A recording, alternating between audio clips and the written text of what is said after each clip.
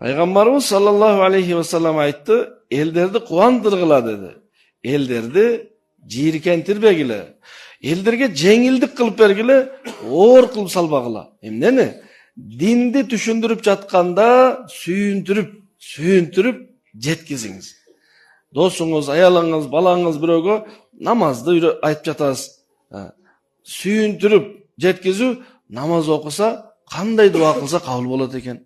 Намаз окуган адам Аллах менен сүйлөшүп жаткан болот экен. Намаз окуган адамды Аллах коргойт. Намаз окуган адамдын рызкысы кенен берекелүү болот. Намаз окуган адам 5 жолу даарат алабы, таптаза. Намаз окуса жүрөгү да таза. Бул кубандырып, жакындатып жеткизген. Эми адамды чочутуп, коркутуп, үркүткөн, кара намаз окубасаң барго, бир намаз окубасаң 2.800.000 жыл тозокко киресиң. Бир намаз.